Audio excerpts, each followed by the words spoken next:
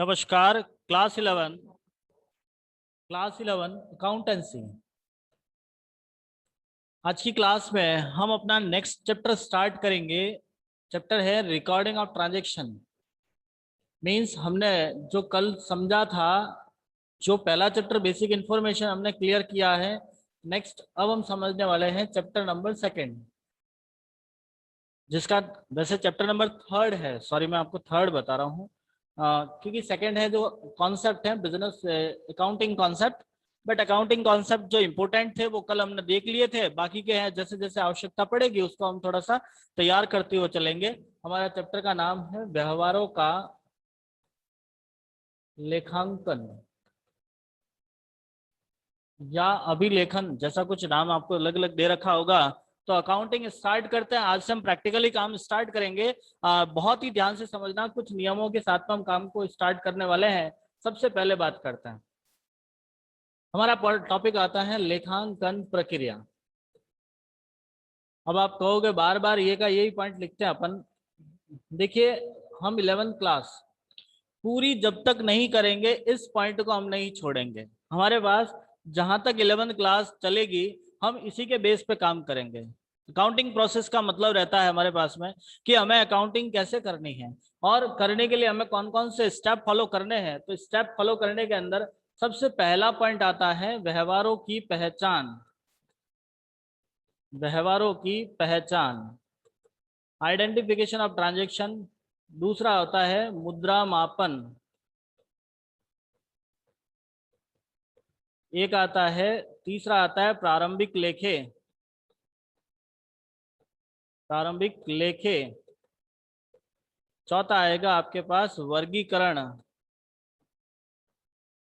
पांचवा आएगा आपके पास सारांश। छठा आएगा आपके पास विश्लेषण एवं प्रस्तुतिकरण। देखिए, अपने पास टोटली 6 पॉइंट दे रखे हैं। सबसे पहला लिखते हैं व्यवहारों की पहचान, मतलब आइडेंटिफिकेशन ऑफ ट्रांजैक्शन। पहचान के अंदर हम ये समझते हैं कि केवल व्यवसाय से संबंधित व्यवहारों का लेखा, केवल बिजनेस से रिलेटेड ही ट्रांजैक्शंस को लिखा जाएगा, बाकी किसी को नहीं लिखना है। अपने बिजनेस से रिलेटेड है,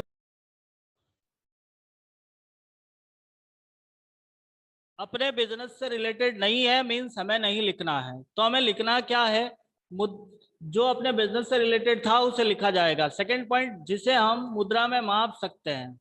जिस व्यवहार को आप, जिस व्यवहार को मुद्रा में मापा जा सकता है उसी को लिखना है, बाकी किसी को नहीं लिखना है। ये दोनों पॉइंट हम पहले से भी डिस्कस करते आए हैं। फिलहाल हम जो स्टार्ट करने वाले हैं वो हमारा ये टॉपिक है प्रारंभिक लेखे। मतलब हमें कुछ ट्रांजेक्शन्स का रिकॉर्ड करना होगा, हमें लिखना पड़ेगा। देखिए, लिखने के लिए हमारे पास 3 स्टेप आ रहे हैं। ये जो 3 अलग अलग प्रारंभिक लेखे, वर्गीकरण और सारांश, ये तीनों ही अकाउंटिंग के मेन पॉइंट है। और आपकी पूरी 11 इन तीनों अकाउंट के तीनों पॉइंट पे हो जाएगी। आपके पूरी अकाउंट्स इन तीनों पॉइंट के बेस पे आपका पूरा सिलेबस डिपेंड करता है। प्रारंभिक लेखे, इसका मतलब होता है प्रतिदिन होने वाले व्यवहारों का लेखा करना। जो डे बाय डे आपके पास ट्रांजेक्शन हो रहे हैं उनको हम रिकॉर्ड करेंगे। जैसे आज ट्रांजेक्शन हुआ तो आज के ट्रांजेक्शन सारे एक साथ हम लिखेंगे, कल के कल लिखेंगे, परसों परसों के लिखेंगे। मतलब रोज के ट्रांजेक्शन रोज लिखा जाएगा। तो ये होता है हमारे पास प्रारंभिक लेखे। वर्गीकरण में इन ट्रांजेक्शन्स के अंदर से क्लासिफाई करेंगे, समान प्रकृति के व्यवहारों को अलग अलग करेंगे। क्लासिफाई का मतलब होता है समान प्रकृति के व्यवहारों को अलग अलग लिखना, अलग अलग करना। सेम नेचर के ट्रांजेक्शन्स को हम अलग अलग कर लेंगे, उसे हम क्लासिफाई कहते हैं। वैसे इनके अलग अलग नाम है, जैसे जैसे हम आगे बढ़ेंगे उन्हें हम अभी समझाएंगे। सारांश का मतलब होता है सभी व्यवहारों से अंतिम व्यवहारों को अंतिम रूप प्रदान करना। अंतिम रूप प्रदान करना मतलब फाइनली आपने किस पर्पज के लिए ट्रांजैक्शन को लिखा है वो हमारे पास सॉल्व करना, ये हमारे लिए सारांश होता है। तो अभी हम स्टार्ट करते हैं प्रारंभिक लेखे। प्रारंभिक लेखे जिसको बोलते हैं ओपनिंग एंट्रीज। ओपनिंग एंट्रीज करने के लिए हमारे पास दो अलग अलग सिस्टम होते हैं। आप दो फॉर्मेट यूज करते हो, एक तो होता है आपका जर्नल, एक होता है आपके पास सहायक बयां। देखिए मैं आपको एक बार फिर कह देता हूँ किताब में क्या दे रखा है उसको हम थोड़ा बाद में देखेंगे। फिलहाल हमें जो बेसिक चीजें पढ़नी है उन्हें पढ़ाने की कोशिश कर रहा हूं मैं। हम पहले बेसिक चीजों को थोड़ा सा लर्न करेंगे, उसके बाद हम आगे बढ़ेंगे। तो सबसे पहले हमें देखना है प्रारंभिक लेखे। प्रारंभिक लेखे का मतलब होता है डे बाय डे, प्रतिदिन जो ट्रांजेक्शन किस प्रकार से लिखा जाएगा, उन्हें कैसे लिखना है, उसकी एंट्रियां कैसे करनी है, उसे समझना है कुछ। अब पहले भी मैंने आपको टर्मिनोलॉजी बताई थी, अब फिर भी वापस टर्मिनोलॉजी के बारे में बात करेंगे। सबसे पहले आता है जर्नल। जर्नल को हिंदी में बोलते हैं रोजनामचा। हालांकि आप इंग्लिश वर्ड याद करोगे तो बेटर रहेगा, वैसे दोनों सेम ही है। एक और बात मैं आपको पहले ही क्लियर कर दूं, अकाउंट्स एक ऐसा सब्जेक्ट है जो आपके पास इंग्लिश में जनरली लिखा जाता है। हो सकता है बुक में सारा आपको हिंदी में दिया गया हो, ज्यादा लोड लेने की आवश्यकता नहीं रहेगी। हमें जो ट्रांजेक्शन्स को रिकॉर्ड करना है वो लगभग इंग्लिश में ही करेंगे, हम हिंदी में नहीं लिखेंगे, मैं पहले ही बता देता हूँ। क्योंकि हिंदी में लिखना वो थोड़ा सा अपने लिए सही नहीं रहेगा, हम उसको इंग्लिश में रिकॉर्ड करेंगे। तो रिकॉर्डिंग करने का सिस्टम आता है हमारे पास। सबसे पहले जर्नल, हम जर्नल को थोड़ा सा समझते हैं, बड़े ही ध्यान से समझना जर्नल क्या होती है। जर्नल जिसको कहेंगे रोजनामचा। देखिए मैं आपके अकाउंटिंग इसीलिए स्टार्ट कर रहा हूं क्योंकि ताकि आप लोग इससे थोड़ा सा इंटरेस्ट क्रिएट होगा। रोजनामचा, रोज यानी डेली, एक सिंपल सी बात है डेली। नामचा मतलब लिखना। तो हम यहाँ पे लिखते हैं कि इस पुस्तक में, ये जर्नल एक बुक होती है, एक बही है जिसमें कंटिन्यू आपको रोज लिखना होता है। इस पुस्तक में प्रतिदिन होने वाले व्यवहारों को क्रमानुसार तिथिवार लिखा जाता है। देखिएगा यहाँ पे आपके पास दो अलग अलग वर्ड आए हैं। पहला है क्रमानुसार। क्रमानुसार का मतलब होता है सीरियल वाइज। सीरियल वाइज आपको पता है सीरियल कैसे चलती है, सबसे पहले 1 2 3 4 5 6 इस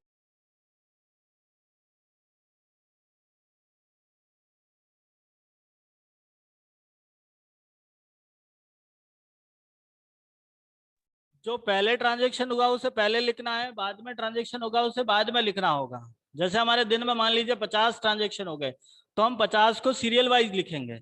जो पहले सुबह हो गया उसे सुबह लिखेंगे, बाद में आएगा उसको बाद में लिखेंगे। तो हमारा कहने का मतलब होता है जर्नल में लिखने का तरीका कैसा होगा, क्रमानुसार मतलब सीरियल वाइज। सेकेंड पॉइंट, तिथिवार, डेट के अकॉर्डिंग लिखना है आपको, डे बाय डे।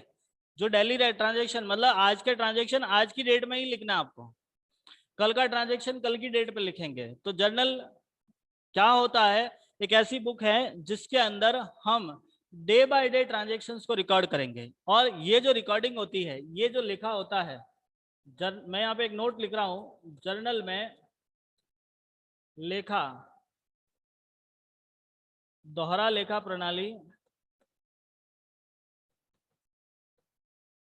प्रणाली के आधार पर होता है। या हम ये कह सकते हैं जर्नल की नहीं वरन सब में, मैं इसको थोड़ा सा चेंज करके लिखता हूं कि लेखांकन दोहरा लेखा प्रणाली के आधार पर होता है। अतः प्रत्येक व्यवहार से दो खाते प्रभावित होंगे। मैं आपसे पहले तो एक प्रश्न करूंगा कि आपको ये वर्ड समझ में आ रहा है? हो सकता है आप लोग नए हो, आपको कहीं इसमें डाउट है? ऐसा कौन है जिसको ये नहीं पता व्यवहार क्या होता है? जस्ट मैसेज कर लीजिए या अपना ऑडियो स्टार्ट करके बोल सकते हो। जिसको नहीं पता है बता दीजिएगा किस किस को नहीं पता है, फटाफट रिप्लाई कीजिए ताकि मुझे वापस समझाने का पता चले।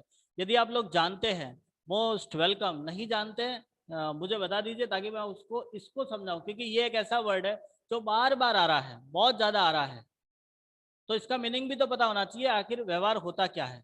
Are you know about transaction? यहाँ पे व्यवहार का मतलब बिहेवियर नहीं है, इस बात का ध्यान रहे। इस ट्रांजेक्शन, इस व्यवहार का मतलब बिहेवियर नहीं है। जनरली हम हिंदी इंग्लिश के वर्डों का थोड़ा सा मीनिंग समझते हैं, तो व्यवहार का सामान्य अर्थ रहता है बिहेवियर, बट इसका अर्थ बिहेवियर नहीं है, ये आपका ट्रांजेक्शन है। ट्रांजेक्शन का दूसरा नाम होता है लेन देन। यदि आपको व्यवहार समझ में नहीं आ रहा तो आप लेन देन वर्ड भी इसके लिए यूज कर सकते हैं। आपका लेन देन कहो या व्यवहार को एक ही बात है, इंग्लिश में इन दोनों को हम लिखते हैं ट्रांजेक्शन। समझ में आया क्या होता है लेन देन? लेन देन का मतलब होता है मैंने आपसे लिया, आपने मुझे दिया। जैसे मैं एक ट्रांजेक्शन लिख के बताता हूं। हमने लिखा राम से 10,000 रुपए का फर्नीचर खरीदा। जैसे आपका इसको बोलेंगे ट्रांजेक्शन। इसे क्या बोलोगे? ट्रांजेक्शन्स। आपने क्या ट्रांजेक्शन किया है? राम से 10,000 रुपए का फर्नीचर खरीदा। अब आपके दिमाग में प्रश्न चला कि सर इसमें लेन देन कैसे हुआ? कोई आया प्रश्न आपके दिमाग में? बेटा जब तक आप हमारा सपोर्ट नहीं करोगे हमें भी मजा नहीं आएगा और आपको भी मजा नहीं आएगा। आपको साथ में बोलना पड़ेगा, मैसेज लिखना पड़ेगा। आपके दिमाग में प्रश्न आया कि लेन देन कैसे हुआ? लेन देन मतलब एक जना ले रहा है, एक जना दे रहा है। अब यहाँ पे लेन देन की बात करें तो राम से 10,000 मतलब राम देने वाला है। सिंपल सा थॉट है भाई, हमने राम से खरीदा है।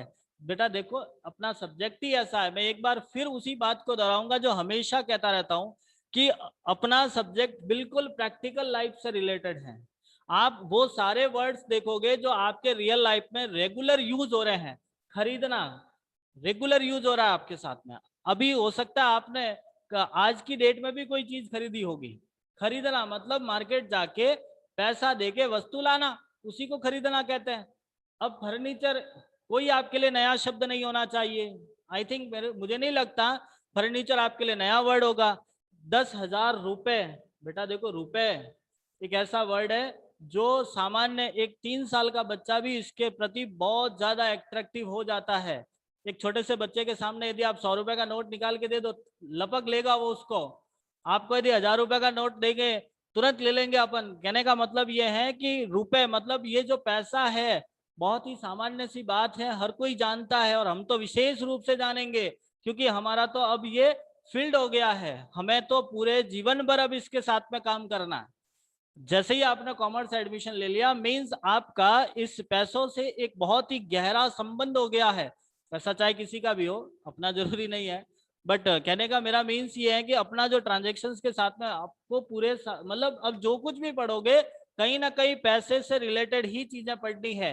और नेक्स्ट वर्ड आता है राम। अब बेटा राम बहुत ही सामान्य शब्द है, एक व्यक्ति का नाम है। तो इस ट्रांजेक्शन को समझना बड़ा आसान है हमारे लिए।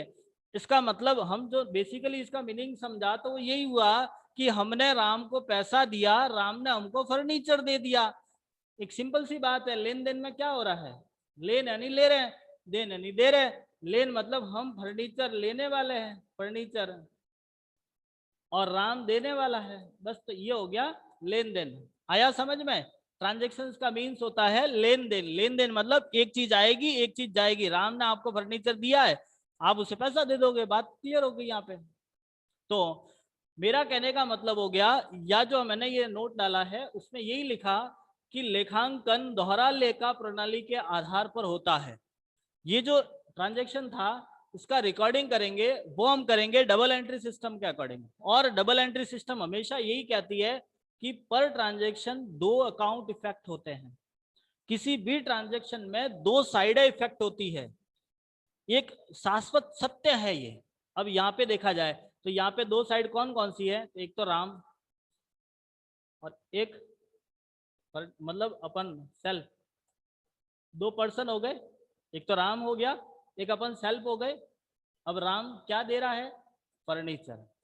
हम क्या दे रहे हैं? पैसा। आया समझ में? तो ये होता है डबल एंट्री सिस्टम। अब इसके अकॉर्डिंग हमें आगे बढ़ना है।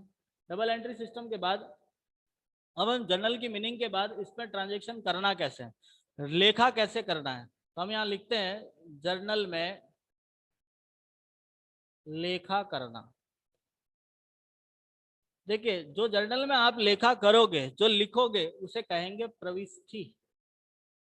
एक शब्द लिखा मैंने प्रविष्टि, जिसको लिखते हैं एंट्री। हाँ, अब कभी आपको एंट्री वर्ड नजर आ जाता है, क्योंकि देखिए ये सारे ही वर्ड हमें पूरे साल भर क्या, जब जब आप अकाउंट्स करोगे हमें उनको यूज करना ही पड़ेगा। तो जैसे ही एंट्री वर्ड आता है, एंट्री वर्ड का मतलब बिल्कुल साफ हो गया, जर्नल में लेखा करना। जो जर्नल में लिखते हैं उसी को हम बोलते हैं एंट्री करना। Any doubt? जर्नल में लिखना एंट्री कहलाएगा। इसमें कोई डाउट है तो बता दीजिए। जो जर्नल है, जर्नल एक बुक होती है, और जर्नल बुक के अंदर जब हम लिखते हैं उसे बोलते हैं एंट्री करना। तो जर्नल में लिखने के लिए कुछ नियम होते हैं, कुछ सिस्टम होते हैं। मैं आगे का नोट डाल देता हूं। जर्नल में लेखा करने संबंधी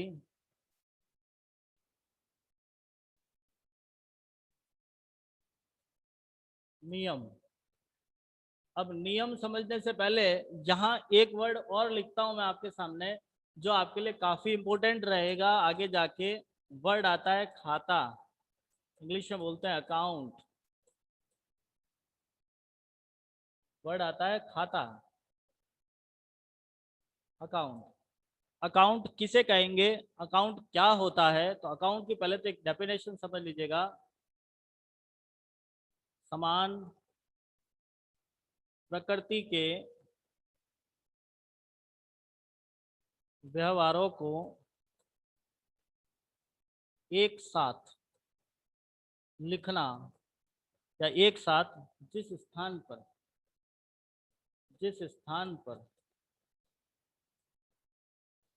लिखा जाता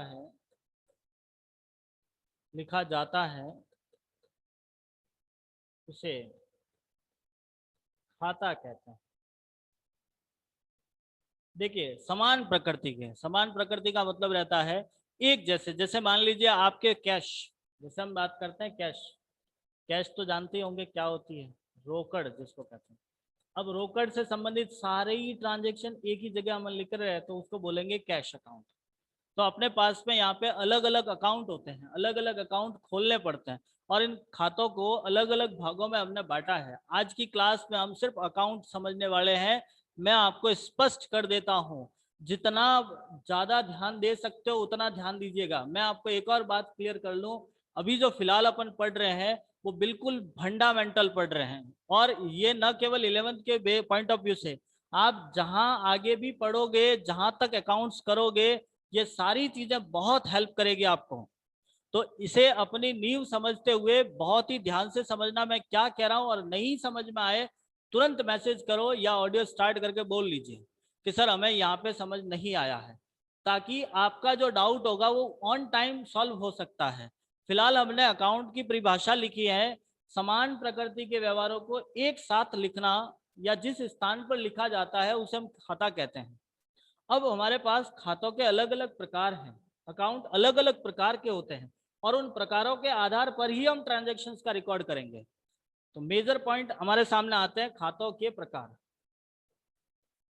खातों के प्रकार।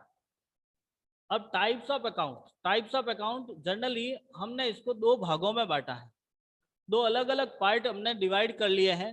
एक तो होता है अपने पास में ट्रेडिशनल अप्रोच, और एक है आपका मॉडर्न अप्रोच। एक तो आता है ट्रेडिशनल अप्रोच,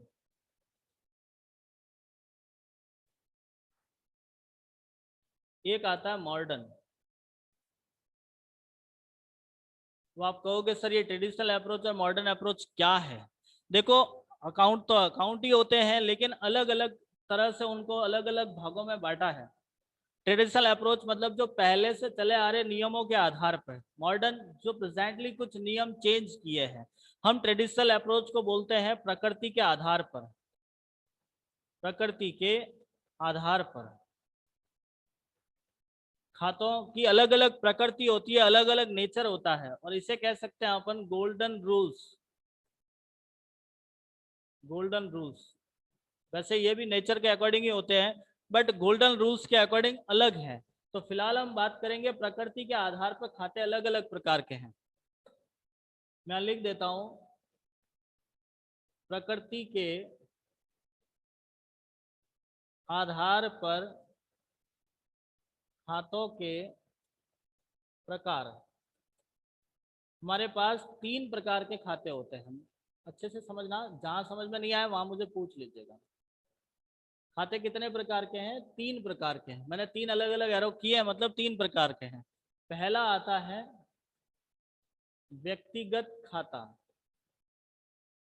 हिंदी में बोलते हैं व्यक्तिगत खाता, इंग्लिश में बोलेंगे पर्सनल अकाउंट।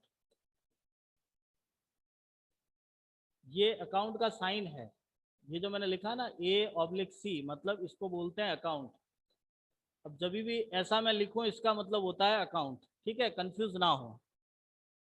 पहला होता है व्यक्तिगत खाता जिसको बोलते हैं पर्सनल अकाउंट। नेक्स्ट आता है वास्तविक या वस्तुगत खाता जिसको बोलेंगे रियल अकाउंट। और तीसरा होता है नाम मात्र या अवास्तविक या अवस्तुगत खाता जिसको कहेंगे नॉमिनल अकाउंट। तो अपने पास 3 अलग अलग अकाउंट हैं, पर्सनल, रियल और नॉमिनल। फर्स्ट ऑफ ऑल हमको इन तीनों के नाम पता होने चाहिए कि खातों के 3 प्रकार हैं। पहला होता है पर्सनल अकाउंट, दूसरा है रियल अकाउंट, तीसरा है नॉमिनल अकाउंट। क्या आपको तीनों अकाउंट के नाम समझ में आ गए? यस या नो में जल्दी आंसर दीजिए ताकि हम आगे बढ़ सकें। फटाफट आंसर देना आपको।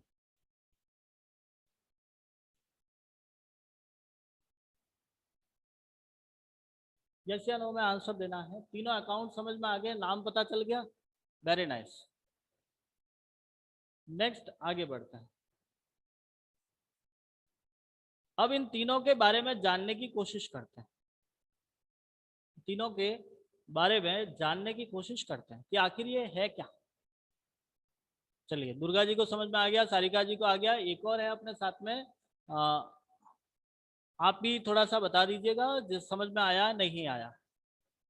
अब हम इन तीनों अकाउंट्स के बारे में थोड़ा सा जानते हैं। पहला है पर्सनल, व्यक्तिगत। व्यक्तिगत का मीनिंग क्या होता है? किसे कहोगे व्यक्तिगत खाता? इसमें लिखते हैं इस खाते में व्यक्ति विशेष संबंधी खातों का समावेश किया जाता है।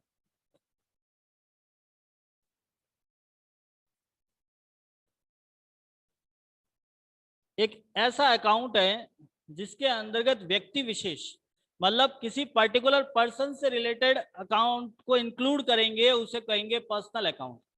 फॉर एग्जाम्पल, जैसे हम बात करते हैं, जैसे